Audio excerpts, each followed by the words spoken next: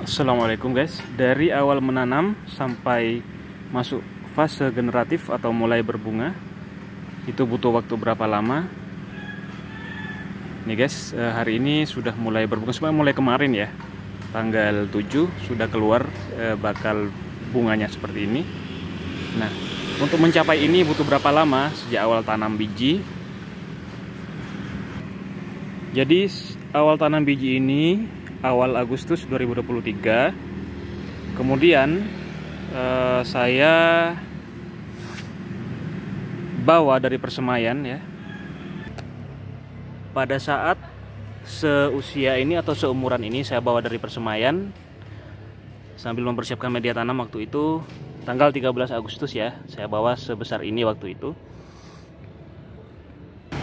Nah, kemudian saya pindah tanamkan ke media tanam ke pot ini itu di awal September guys, di awal September minggu pertama. Nah, kemudian di awal Oktober ya, minggu pertama Oktober ini sudah mulai masuk fase generatif, mulai berbunga guys, alhamdulillah. Itu tadi untuk jangka waktunya, mulai dari tanam biji sampai masuk fase berbunga seperti ini, kurang lebih ya segitu ya kalau dari tanam biji. Tapi kalau mulai dari pindah media tanam seperti yang kecil ini, itu kurang lebih 30 sampai 40 hari ya, sejak dari persemaian pindah ke pot seperti ini sampai mulai berbunga ini kurang lebih membutuhkan waktu sekitar 30 sampai 40 hari guys, kurang lebih ya. Alhamdulillah hari ini sudah mulai fase generatif. Ini tinggal selanjutnya adalah nutrisinya ya, yang mendukung untuk fase generatif kita harus perhatikan guys. Terus, nah di sini juga saya ingin sharing tentang apa saja yang sudah saya lakukan untuk menghadapi musim hujan. Karena kemarin pertama kali deras sekali hujannya ya. Sejak hujan yang pertama kali itu, yang kedua kalinya kemarin tanggal 7 itu deras sekali, hari Sabtu kemarin. Nah, yang pertama saya lakukan tentu saja daun-daun yang paling bawah itu saya petik ya. Tujuannya untuk menghindari percikan-percikan dari media tanam yang bisa menyebabkan jamur pada daun. Oke, kita usahakan daun-daun yang paling bawah ini kita petik ya, agar tidak menularkan jamur kepada daun-daun yang sehat di atasnya guys. Seperti itu ya. Ini sudah ya. Sudah kita petik daun-daun yang paling bawah.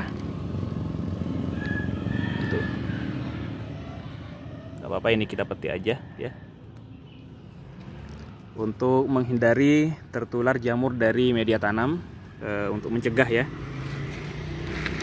Oke. Kemudian apalagi yang saya lakukan kemarin ketika selesai hujan itu, saya langsung membuatkan cairan kulit bawang merah plus kunyit. Itu saya semprotkan guys ke daun cabai ini kemarin sore sepulang kerja, untuk menghindari penyakit-penyakit pada daun dan buah dari cabai kita supaya tidak busuk ya. Untuk menghindari lalat daun, itu salah satu ikhtiar yang bisa dilakukan atau upaya. Tapi pasti juga banyak cara yang lain ya guys ya. Itu hanya salah satu cara saja. Kalian bisa pilih cara mana saja yang cocok buat kalian. Nah oke, itu tadi ya beberapa poin.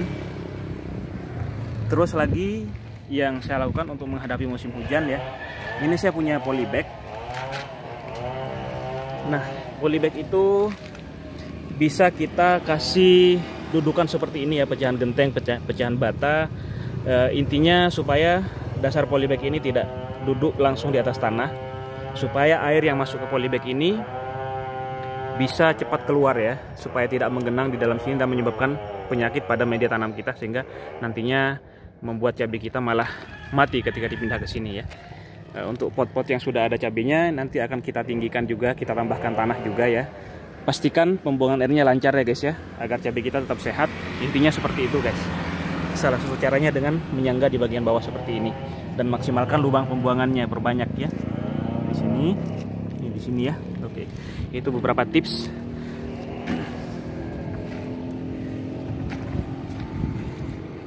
Nah guys, terus lagi cabai yang awalnya tidak mau berbuah hanya beberapa butir ya. dalam usia sudah masuk 8 bulan. Nah, setelah itu kenapa bisa berbuah sebanyak ini? Oke, saya ulangi lagi apa saja yang sudah saya lakukan, dan alhamdulillah berhasil, guys. Teman-teman, tadi lagi enak-enak bikin video, tiba-tiba ada kurir datang nganter kaos tangan saya. Ini beli online ya, lumayan lah buat kerja ya. Oke, kita lanjut lagi ya teman-teman. Nah, ini ya tadi saya ngomongin masalah ini, ada mulai yang matang satu ya. Dari awal cabai ini gak normal ya, sakit gitu kan, pertumbuhannya tidak normal. Akhirnya bisa bercabang banyak, kemudian berbunga cukup lebat, dan alhamdulillah tidak ada yang rontok, jadi buah semua, guys. Jadi yang saya lakukan itu rutin ya, seminggu sekali POC daun kelor. Terus saya selingi juga dengan mengocor dengan larutan air garam. Di video sebelumnya saya bilang air garamnya untuk satu timba itu setengah sendok makan. Itu saya mungkin keliru ngomong ya, yang benar itu setengah sendok teh, guys ya, setengah sendok teh untuk satu timba sedang, ukuran kurang lebih 5 liter itu ya. Ya, untuk timba 5 liter setengah sendok teh saja itu enggak larutan garamnya kita kocorkan ke media tanam secara rutin ya, mungkin kurang lebih sama ya, seminggu sekali bisa 10 hari sekali. Oke, tadi saya sudah sebutin rutin POC daun kelor, rutin kocor dengan larutan air garam. Kemudian pernah juga saya coba dengan telur, guys. Nah, apakah saya pakai telur utuh satu butir? Enggak, guys, karena telur satu butir itu untuk 50 liter air ya. Sedangkan saya di sini tanaman cabenya hanya beberapa pohon, jadi kalau telur satu butir kebanyakan ya. Jadi yang saya lakukan ketika kita goreng telur, nah di cangkangnya itu kan biasanya ada sisa-sisa tuh, lendir-lendir telur yang masih tersisa itu kan. Nah, itu saya cuci cangkangnya, itu kan sudah mengandung telur ya, airnya itu. Kemudian kita kocorkan ke sini juga ya, itu sudah ada asam amino. Itu yang ketiga. Terus yang keempat apa? Ketika kita beli ikan, kita masak ikan, air cucian ikan itu saya juga kocorkan ke sini, guys, untuk kebutuhan asam amino. Itu kita tidak langsung kocorkan begitu saja, tapi air ikan itu sebelum kita kocorkan ke sini, ke media tanam ini, harus kita saring dulu sehingga betul-betul hanya air saja. Ampas-ampas yang kasar itu kita saring dulu, kita campur dengan abu pembakaran yang betul-betul abu gitu ya, bukan arang ya, tapi yang abu. Kita campur, kita aduk dalam satu timba ukuran 5 liter. Itu kita kocorkan ke sini per tanaman itu kurang lebih 1 gelas kocor ya. Nah, seperti itu. Jadi ada berapa tadi untuk memaksimalkan buah cabai dan tidak rontok itu tadi? Pertama POC daun kelor itu rutin, kocor dengan larutan air garam. Kemudian tadi ada juga dengan menggunakan telur ya. Saya mengambilnya dari sisa-sisa telur yang masih ada di cangkang ketika kita masak telur ya. Kemudian air cucian ikan atau daging yang saya kocorkan ke cabai juga ketika kita punya air cucian daging atau ikan. Itu insidental aja sih ya sifatnya.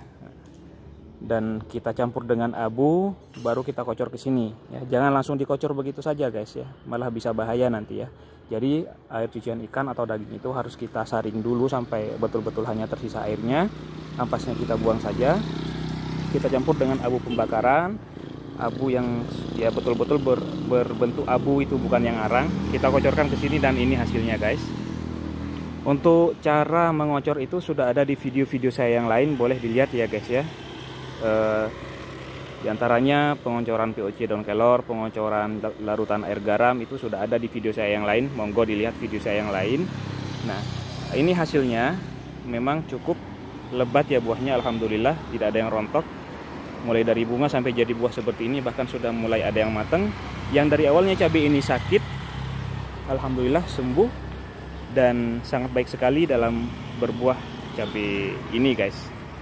Ini insya Allah sebentar lagi bisa kita panen ini ya, guys ya. Nanti kita update juga ketika kita panen, oke? Nah, itu dia. Oke, guys, mungkin sementara itu video dari saya. Tadi dari awal saya sudah memaparkan juga beberapa poin ya terkait dengan menangani cabai di musim hujan. Sudah saya paparkan juga tadi di depan ya, termasuk juga masa berbuahnya itu berapa lama sejak kita tanam. Sudah saya sampaikan di depan tadi. Mudah-mudahan bermanfaat. Assalamualaikum warahmatullahi wabarakatuh.